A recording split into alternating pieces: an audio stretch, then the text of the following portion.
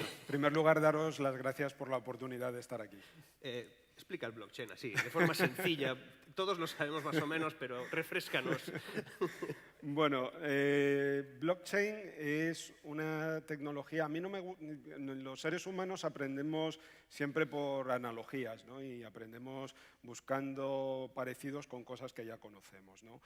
¿Qué es lo que más se puede parecer de lo que habitualmente la gente conoce y decir, pues esto es parecido, ¿no? Pues a mí no me gusta, pero es una base de datos. Blockchain no es más que una base de datos que puede hacer cosas que una base de datos no puede hacer. Vamos bien. Vamos bien, ¿eh?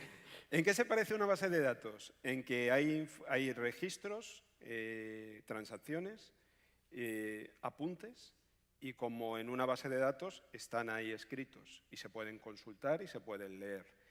¿Qué diferencia tiene con respecto a una base de datos tradicional?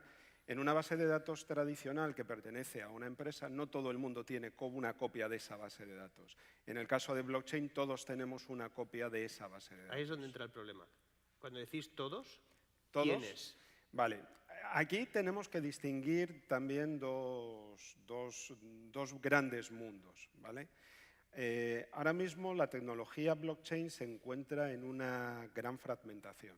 Una gran fragmentación porque hemos pasado, si hacemos hoy miramos la curva de Gartner, esta que dice la evolución de las tecnologías, habríamos pasado de ese primer crecimiento muy rápido en donde todo se resuelve con blockchain, ¿no? Yeah. Sería algo parecido a lo que en los años 90 cuando nos decían Internet en el teléfono y uno miraba su Nokia con cuatro líneas. Y con la serpiente aquella. Y con la serpiente aquella y decía, bueno, pues puede ser, ¿no? Puede ser que algún día, pero yo no lo veo todavía, ¿no? Pues digamos que hemos pasado de ese todo se resuelve con blockchain, de esa curva rápida de crecimiento, hemos pasado ya el punto de inflexión y ahora lo que viene pues son agarrarse los machos porque vamos cuesta abajo y sin frenos, ¿no? ¿Qué significa eso? Han aparecido muchas tecnologías blockchain en la escena, probablemente las más conocidas pues sean aplicaciones blockchain. O sea, ¿con la tecnología blockchain es una o son varias? Digamos que hay diferentes aproximaciones a blockchain. Digamos que la primera, la más conocida, es Bitcoin. Bitcoin es el pistoletazo de salida. Bitcoin, ¿qué es lo que trata de resolver? Porque todo lo que, digamos que conceptualmente blockchain trata de confianza, desintermediación y de eficiencia. Y eso da igual la blockchain en la que estemos. Todas van a tratar de resolver eso. ¿Qué ocurre? En el caso de donde empieza la tecnología, que es con el nacimiento de Bitcoin, ¿qué es lo que trata de resolver Bitcoin? La desintermediación bancaria. Hay un momento, y esto habría que preguntarnos, ¿no? Si no hubiésemos tenido una crisis bancaria en el año 2008 que se inicia, si realmente Bitcoin habría aparecido. ¿Tú compraste Bitcoins cuando esto empezó? Al principio no. Vaya, ni los que sabían compraron, o sea que... Y de hecho te voy a decir una cosa más, incluso los que ahora estamos trabajando con tecnología blockchain, cuando nos acercamos por primera vez a Bitcoin, tampoco llegábamos muchos a entenderlo, la trascendencia. Por eso cuando la gente dice, es que yo no entiendo lo que es blockchain, yo empatizo mucho con ellos, porque digo, es que yo cuando leí el paper de Satoshi Nakamoto, pues tampoco lo llegué a entender. Ese es el creador de Bitcoin. Ese es el creador de Bitcoin. No sabemos quién es tampoco. No sabemos tampoco quién es. Vale. Existen muchas teorías que darán para hacer películas en el momento que alguien decida dedicarle un rato, pero no sabemos quién es, ¿no? Entonces, como te digo, empatizas mucho, ¿no?, con la gente en ese aspecto porque es una tecnología que en el primer approach es antiintuitiva, ¿no? No llegas a entender exactamente las capacidades y las posibilidades que tiene. Y como si partes de Bitcoin, lo que se habla es del tema financiero, mucha gente lo asocia a que es algo para los bancos, incluso Satoshi Nakamoto había gente que pensaba que era igual alguien de un tío de un banco, ¿no? Morgan Stanley. Algo así, ¿no? Entonces es normal, ¿no? ¿Qué ocurre? Tenemos Bitcoin, por un lado, tenemos Ethereum, tenemos Dash, tenemos Monero, tenemos Zcash, tenemos Litecoin. Para. O sea, es decir... Para. Después de Ethereum, ¿lo otro qué es? ¿Monedas? El resto son monedas. ICOs. No ICOs. O sea, las ICOs han surgido dentro del ecosistema de una blockchain en particular, que es Ethereum, ¿vale? Que es otro de las que tenemos ahí. Pero para que os hagáis una idea, solamente proyectos... Sí, nos está quedando clarísimo. Es más, o sea, yo creo que cuando empiece el turno de preguntas van a decir ¿para qué? Si lo tengo todo claro. O sea que... Vamos, sigue, vas muy bien. En el caso particular, por ejemplo, de Ethereum es donde nacen las ICOs. Pero es normal que la gente tenga un cacao, porque solamente de proyectos que han surgido a partir de Bitcoin estamos hablando de más de 1.700 diferentes. Vale, vamos a bajar a tierra. El problema para entender... O sea, la tecnología blockchain es el gran paraguas que sujeta un montón de derivados, como son las criptomonedas, Bitcoin, Ethereum y todas estas. Las ICOs, entiendo que son ofertas, digamos, para participar de una empresa, pero para hacerlo con criptomonedas. Efectivamente. O sea, no lo compliquemos. ¿Vale? Y entonces hay otras derivadas, es decir, con blockchain se pueden hacer más cosas. Entonces, como la tecnología blockchain es algo que es difícil de identificar, es difícil si no eres alguien que está cercano a esto, incluso para ti fue como en su momento, ostras, y eres uno de los tíos que más saben, pues debe ser muy complicado. Entonces, ¿cómo se ve el blockchain? ¿A partir de qué se ve el blockchain? Y cómo cualquiera de nosotros puede decir, voy a ver blockchain. Vale, nosotros lo que hacemos, lo primero siempre que hacemos es tener sesiones de identificación de retos que llamamos. Entonces, muchísimos de los retos que surgen en donde se quiere aplicar blockchain no son proyectos blockchain. O sea, hemos pasado de esa todo se resuelve con blockchain a decir, cuidado, con blockchain se pueden resolver determinado tipo de problemas en donde tengamos intermediación y queramos garantizar confianza y queramos garantizar que nadie puede cambiar un dato que ya está escrito. De tal forma que puedo tener una trazabilidad de lo que ha sucedido a lo largo del tiempo con la seguridad de que nadie lo va a ver alterado. Entonces, en el momento que tienes esas tres patas, a partir de ahí, nosotros podemos empezar a construir aplicaciones que utilicen la cadena de bloques. Siempre vamos afinando mucho más. Tenemos lo que llamamos un camino de decisión de blockchain, un blockchain decision path, en donde vamos haciendo preguntas y en todas esas preguntas, que son 10, 12 preguntas, una de las respuestas es no utilices blockchain. No utilices blockchain porque realmente no te va a aportar nada, no te va a interesar. Esa es la siguiente, es decir, todos están pensando, yo antes he dicho, cuidado, ¿saben ustedes cómo les va a afectar y tal? En principio, a lo mejor no a tu empresa, pero a lo mejor sí a ti, en la relación que tienes con otras empresas. Entonces, lo importante es, a todos les va a afectar, desde el punto de vista social, pero ¿qué empresas son susceptibles por sector, por tamaño o por lo que hacen, para que en 2 años el blockchain pueda estar en condiciones de ser utilizado y para qué? Vale. Hablado de intermediación. Pues vivimos en una sociedad 100% intermediada. Me da igual que miremos seguros, está intermediado, transporte está intermediado, energía está intermediado, salud está intermediado e incluso el propio Estado es un intermediario, ¿no? Entonces, si tenemos una tecnología que de alguna manera puede realizar el trabajo que estos intermediarios hacen, indudablemente deberían de verse como susceptibles de ser eliminados, o más que de ser eliminados, de que tengan un rol menos importante. Antes comentabais en este futuro que viene cuál va a ser el papel, ¿no? Cuando tengamos inteligencias artificiales muy avanzadas o tengamos pues, tecnologías que ahora mismo están empezando a aparecer, ¿no? como es blockchain. Pues indudablemente tendremos que ser capaces de aportar valor. Si soy un intermediario y lo único que estoy haciendo es conectar A con B, pero no estoy aportando un valor en ese proceso más que simplemente la conexión, es muy probable que acabe desapareciendo. De la misma manera ¿qué personas van a acabar desapareciendo con la inteligencia artificial? Pues probablemente también aquellas que no aporten valor. Te pongo un ejemplo. El otro día, un proyecto que salió publicado en un periódico con respecto al tema de inteligencia artificial y el tema de los abogados. Y era, ¿qué abogados van a ser susceptibles de desaparecer con la inteligencia artificial? Los malos. Y hacían un ejemplo de una de las tareas que resuelve la inteligencia artificial, que es, ante un NDA, un documento de estos de confidencialidad, ser capaz de qué cosas hay que revisar de ese NDA para darle una vuelta y demás. Se puso a trabajar una máquina que era capaz de procesar texto natural y determinar este tipo de cosas, y se cogió a un grupo de abogados para hacer lo mismo.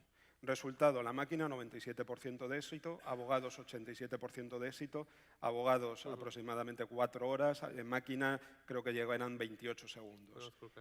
Es decir, ¿van a desaparecer los abogados?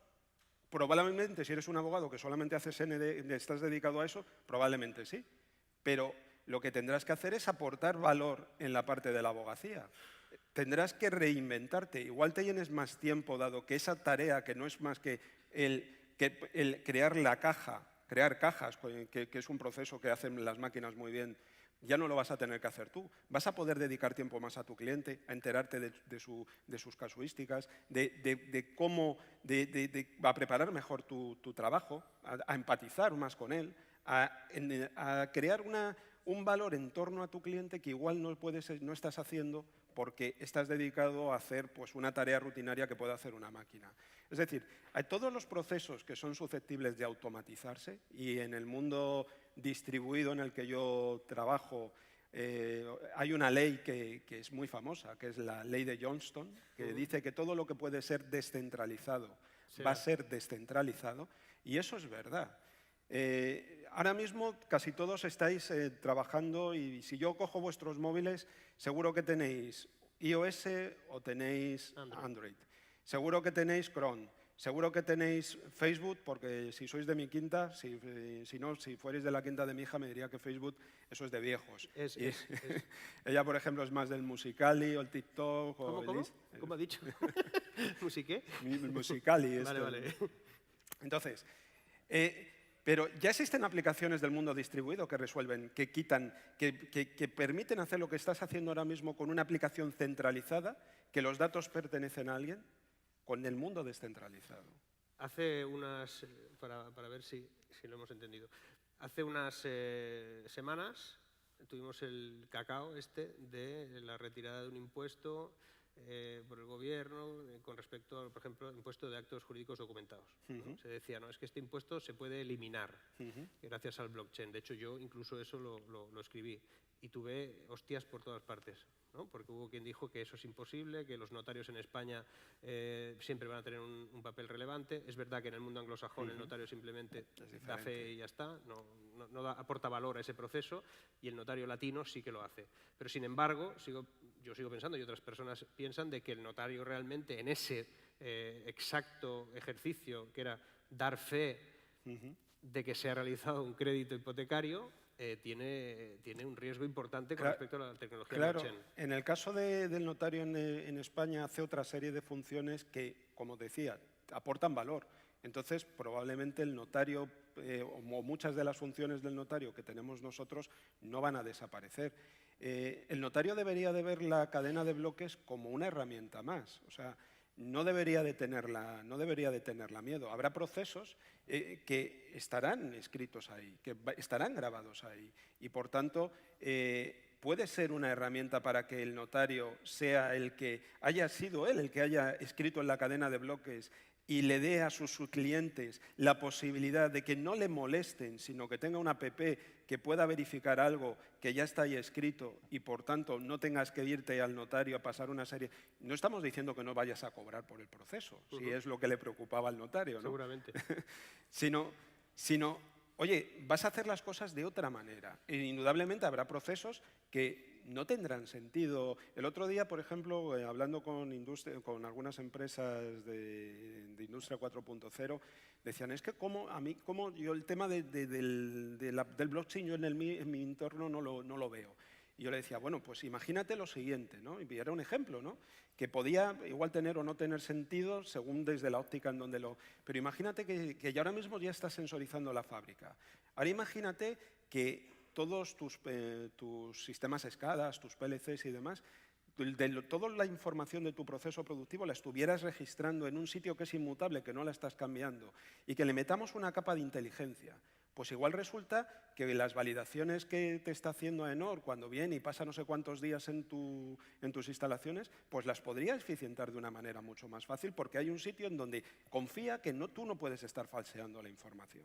Entonces, por ejemplo, podría ser un posible caso de uso dándole un poco más de vuelta. En el mundo alimentario, para la trazabilidad de un producto desde que se recoge hasta que se entrega en mesa. Por ejemplo, hemos iniciado, bueno, se inicia en enero, aunque ya tenemos el acuerdo cerrado, con Mercamadrid para explotar todo desde Barrabés y desde Mercamadrid, todos estos retos de trazabilidad alimentaria, ¿no?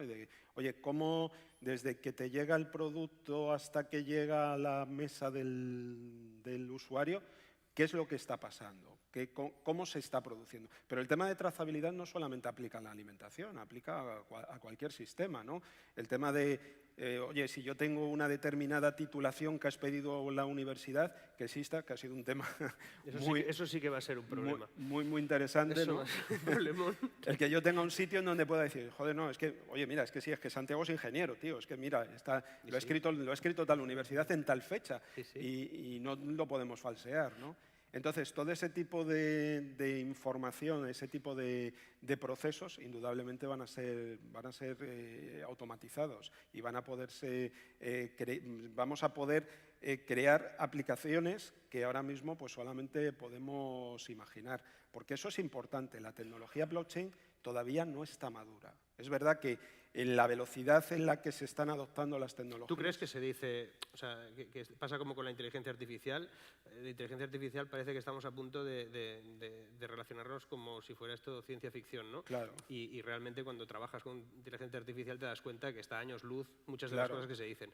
¿Con blockchain crees que también al final hay una soflama súper espectacular de que y es un poquito, hay que guardarlo un poquito en el cajón todavía? No hay que guardarlo en el cajón, hay que explorarlo porque es una tecnología que está aquí y vamos a tenerla.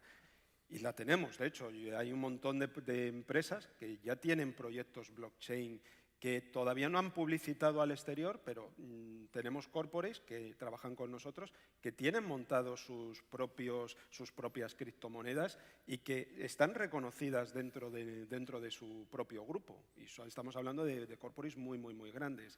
¿Qué ocurre?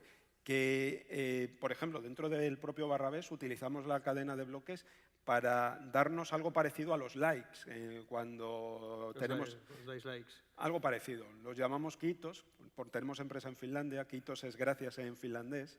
Sí, lo sabíamos. Lo teníamos todos claro. Es muy claro. Y, de hecho, ¿por qué utilizamos la cadena de bloques en este caso?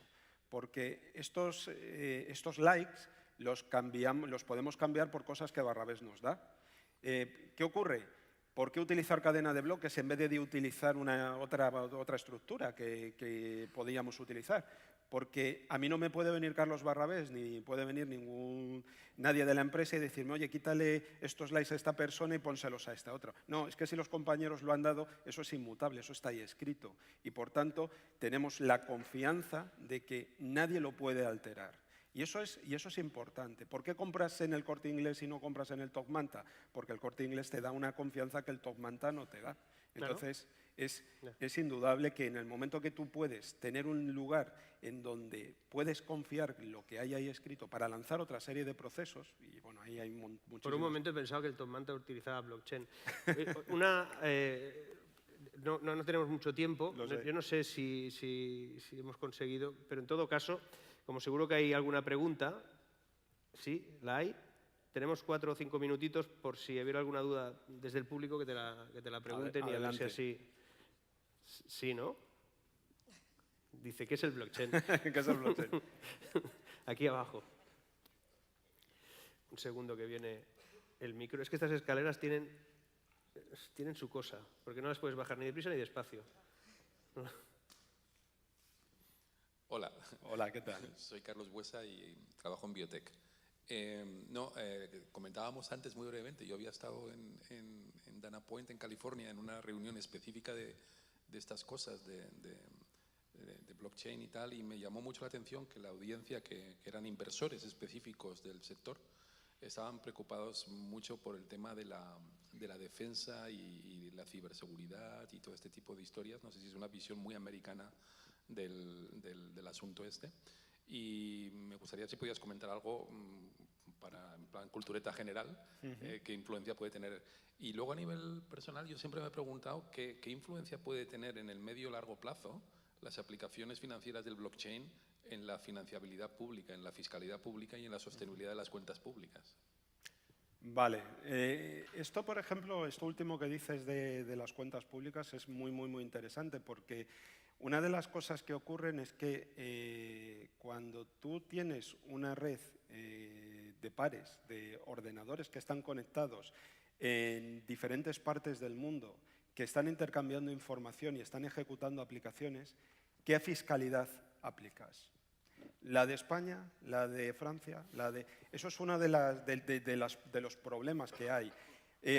La tecnología per se, una moneda, por ejemplo, como Bitcoin, va justamente en la línea de flotación del funcionamiento tradicional de gobiernos y de bancos centrales, porque no existe una autoridad central que pueda controlar la moneda. Entonces, tú igual podrías llegar podrías de alguna manera, aquí en España de hecho hay algunas consultas vinculantes de cómo se tienen que comportar los comercios si reciben Bitcoin, tienen que dejar un registro de quién está comprando, de qué direcciones se está comprando. Si eres un minero, otra de esas palabras que por ahí aparece, pues te tienes que registrar como autónomo, tienes que pagar la cuota, porque efectivamente si llegamos a un mundo en donde una revolución económica distribuida triunfase, realmente que estás quitando el arma con el que se mueven los gobiernos y pueden ejecutar política económica, política fiscal y algo que les gusta mucho, que es aplicarnos impuestos. Entonces, es algo muy que da para hablar muchísimo, ¿no? Te recomiendo que leas, por ejemplo, y eso lo digo a todos, aunque seguro que me vas a decir, el manifiesto criptoanarquista de Timothy Zemey, que explica muy bien ese mundo al que podríamos llegar a llegar con un sistema monetario que no tiene un control el Estado de él. En el tema de la seguridad y la inviolabilidad de todo esto está también ahí en juego. Claro. ¿Qué es lo que ocurre? Cuando se dice la blockchain es muy segura porque utiliza clave pública, clave privada, algoritmos que estáis utilizando cuando os conectáis al banco y os sale... Para la gente es el candadito, ¿no? O sea, yo como tengo el candadito en el navegador ya estoy seguro. Me da igual luego la cantidad de bits que haya en la clave, ¿no? Y igual tengo una clave muy poco segura y sí, tengo el candadito, pero como yo me siento seguro, pues ya está, ¿no? ¿Qué ocurre? ¿Blockchain es seguro o dependiendo de la blockchain es más o menos segura en función del poder computacional que se haya dedicado a eso? En el caso, por ejemplo, de Bitcoin, que es la más antigua, la que lleva más tiempo, hace unos días hizo 10 años, es en la que más ordenadores hay procesando. Y, por tanto, cualquier cosa que haya ahí escrita es prácticamente imposible de poder cambiarla. Entonces, si yo tengo, y ahí entramos también con otra de las tecnologías que viene de la mano de blockchain, que son los contratos inteligentes. Si yo tengo contratos inteligentes que son capaces de securizar determinado tipo de información y que además son inviolables y que pueden responder a determinado tipo de eventos y en función de esos eventos disparar otras cosas, pues tenemos una herramienta muy, muy, muy potente para crear mecanismos que lleven la seguridad hacia otros estándares. Pero claro, ahora mismo el cómo hacemos eso es lo que estamos viendo. ¿Cuál de las blockchain utilizamos para hacerlo? De hecho, hay tecnología que no se llama blockchain, sino que se llama DLTs, pero que conceptualmente es lo mismo, que no utilizan ni block ni chain, no tienen ni cadena ni bloques. Tecnología como IOTA, tecnología como Eso si acaso ya después. Nos quedamos con el blockchain, porque si el blockchain ya es sin block y sin chain... Pero es que dentro de unos años puede que lo que tengamos sea eso. Seguro. Y es exactamente entonces, conceptualmente lo mismo. En el próximo Reinventat, que vingui y nos explique eso. Oye, muchísimas gracias. Nada, siento a todos los que tenéis los brazos levantados, no se os puede atender, porque todo el mundo tenía dudas, pero muchísimas gracias por explicarnos esto de esta manera. Y bueno, ahora pasamos a un coffee break, a networking aquí fuera durante un ratito, 20, 25 minutos para ir recuperando tiempo y nos vemos de aquí un ratito. Genial. Gracias. Gracias.